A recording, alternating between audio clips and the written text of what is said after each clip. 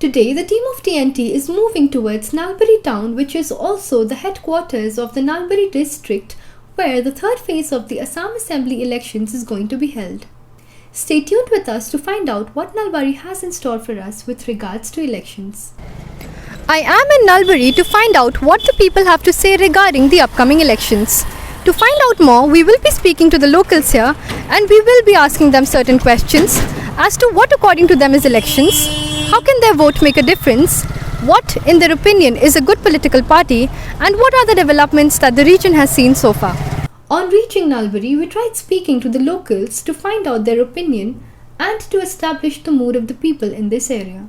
यहाँ पर नलबारी में तो इलेक्शन का माहौल काफ़ी गर्माहट है इसमें, क्योंकि पिछले 5 साल में बीजेपी ने बहुत सारे काम किए हुए हैं। तो महागठबंधन का तो अच्छा चल रहा है, उम्मीद है विन करने का उम्मीद है। गवर्नमेंट ने वुमेन वोटर्स के लिए वुमेन्स के लिए अलग पोलिंग स्टेशन बनाया है जगह जगह में, और लीफलेट स्टिकर इसका भी इस्तेमाल किया है। कोने जीते कोने हारे एतु माने मानु खाटांके कब নোৱাৰি। আমাৰ দেশৰ উন্নতিৰ কাৰণে যিখিনি কাম কৰিব লাগবে দেশৰ জনসাধাৰণৰ কাৰণে সেইখিনি কৰিবৰ কাৰণে আমি আমাৰ মাজৰ পৰা এজনক নিৰ্বাচিত কৰোঁ, তেওঁ যাতে আমাৰ পৰিৱেশটো চাই মানুহখিনিক চাই মানুহখিনি ভাল কৰাৰ কাৰণে যাতে কাম কৰে সেইটোৱেই নিৰ্বাচন।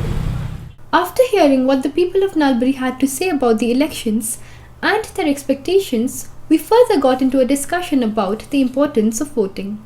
সংবিধানৰ এটা মূল অংশ। हाँ जी, सिटीजन्स को ये दिया हुआ है, एक फंडामेंटल राइट है। तो उम्मीद रखता हूँ कि हर इंडियन सिटीजन इस बार वोट देगा। एक वोट तो एक आदमी का किस्मत बदल सकता है, और गवर्नमेंट अगर गवर्नमेंट आना है तो हर एक कैंडिडेट को जीतना है, और एक वोट इतना मायने रखता है कि अगर मैं आज वोटिंग करूंगा तो यहाँ का कैंडिडेट जीतेगा। अगर एक वोट से मैंने वोट नहीं किया और एक वोट से कैंडिडेट हार गया और एक ही कैंडिडेट के लिए गवर्नमेंट फॉर्म नहीं हो पा रहा है, तो सारा कुछ आसाम के डेवलपमेंट के लिए ही ख़राब है। तो इसीलिए हर वोट का मायने बहुत है और सबको वोट करना चाहिए। আমি পাৰ্টি চাই নহয়, আমি মানুহজনক চাই ভোট দিব লাগিব। মানুহজনক চাই ভোট দিলে দেশৰ উন্নতি হ'ব। বাকী এনেই মানে কি পাৰ্টি এটাক কোনোবাই কাৰোবাক আজিকালিতো চবেই জানে পইচা দি পেলাই ভোট কিনে বা কিবা কৰে, সেনেকৈ হ'লেতো আমাৰ দেশৰ উন্নতি নহ'ব ন। तो वोट से ही सब कुछ होता है, ये कीमती चीज़ है, वेस्ट करना नहीं चाहिए। The people of Nalbari had varied opinions on the government's role during the tenure, the developments that have taken place, and the ones that have not been fulfilled in Nalbari. This is what they have to say. यहाँ पहले जो रास्ता था उसका condition बहुत ख़राब था, लेकिन बीजेपी के दिन में बहुत अच्छा हो गया रास्ता। एक भी रास्ता बाकी नहीं है होने को। नलबारी में पहले ब्रिज ही नहीं था, तो अभी हम लोगों को ओवर ब्रिज मिल गया है।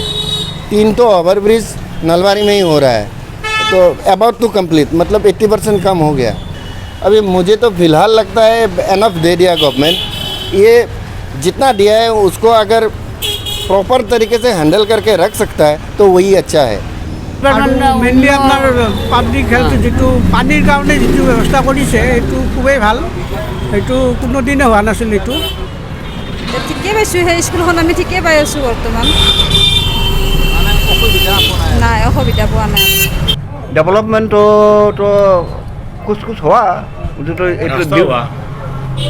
कुछ तो गवर्नमेंट का तो रास्ता थोड़ा उधर का तो ड्यूटी होता है, हाँ, उस काम करने के लिए। तो 5 इयर्स कंप्लीट किया तो करना ही पड़ेगा। प्रेजेंट कंडीशन उसको तो जो जात पात का धर्म का, हाँ, वो पॉलिटिक्स क्या है, भेदभाव लिया है, हाँ, समाज को। तो इसलिए हमारा बहुत तकलीफ होता है। ডেভেলপমেণ্ট মানে আমাৰ নলবাৰীখনৰ 2-এটা ৰাস্তা হৈছে বাৰু, বাকী আমাৰ বিধায়কজনটো মন্ত্ৰীও নহয় ন, তেওঁ 2-এটা কাম কৰিছে, মানে কি চকুত লগা কাম একো কৰা নাই এই 10 বছৰত। এনেকুৱা ডেভেলপমেণ্ট দেখুওৱা নাই। এখন হস্পিটেল হৈছে, তাৰপিছত ৰাস্তা ঘাট বেছি কমপ্লিট একো হোৱা নাই। মানে আহিছে মানে ৰাস্তা আহিছে বা এনেকুৱা কিবা ব্ৰিজ চিজ আহিছে, কিন্তু কমপ্লিট হোৱা নাই। হ'ব, হৈছেও, প্ৰায় নোহোৱা নহয়, বহুতখিনি হৈছেও আৰু বহুতখিনি হ'বলৈ বাকীও আছে। তেনেকুৱা বস্তুৰ দামটো বহুত বাঢ়িছে অইনবাৰৰ তুলনাত, বা আজি কিছু 5 বছৰৰ ভিতৰত প্ৰত্যেকটা বস্তুৰ দামেই উঠা-নমা হৈ আছে, আৰু সেইটো কাৰণে সাধাৰণ পৰিয়ালখিনিৰ সমস্যা হৈছে বহুত। স্কুল কলেজ আমাৰ উন্নতি আছে ঠিকে, জেগাই জেগাই স্কুল প্ৰায় অসুবিধা পোৱা নাই ল'ৰা ছোৱালীখিনি, কিন্তু মাচুলখিনি অলপ মানে কমাই দিলে অলপ বেছি ভাল হয় আৰু সেইটোৱে বেছি আছে অলপ। কাৰণ আমি প্ৰাইভেট স্কুলত পঢ়াইছোঁ, কিন্তু সৰু সুৰা দোকান কৰি মানে প্ৰাইভেট স্কুলত পঢ়াব পৰা টানেই হৈ পৰিছে। এইপিনে বস্তুৰ দাম বাঢ়িছে।